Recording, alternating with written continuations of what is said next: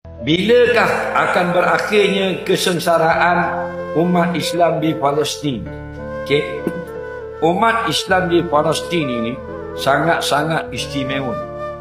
Nampak? Kita ingat kita istimewa dah. Istimewa dia lagi. Kerana mereka lah sekarang yang paling ramai dapat orang yang menjamin syurga.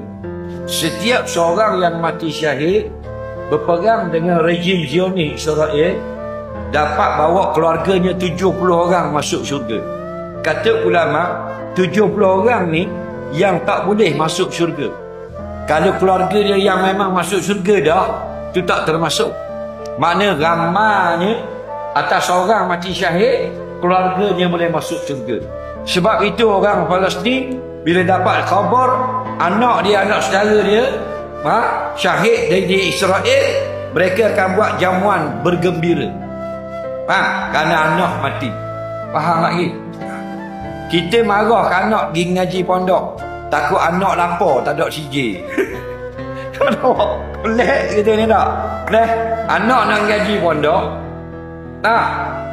sedih. Tak apa, jadi limpah ngaji pondok tak ada CJ, susah lah nak akan ke darah. Pelik kita ni.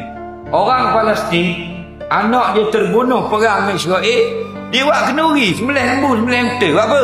Seronoknya. Buat apa? Boleh syurga. Bukan anak yang mati je syurga. Anak beranak dia 70 orang Nabi sebut dalam hadis sahih. Faham tak? Baik. Jadi kalau kita kata penderitaan sebenarnya tak derita sangat, kita sebenarnya lebih derita. Kita dengan macam-macam, dengan LGBT, dengan ketaruh harok, dengan dok dengar tika semayang, dok kena pintu sejik, kita lebih sengsara. Jadi Allah beri kemuliaan orang Palestin, mereka dapat merasai nikmat yang paling sedap. Apa nikmat yang paling sedap dalam dunia ini? Mati syahid.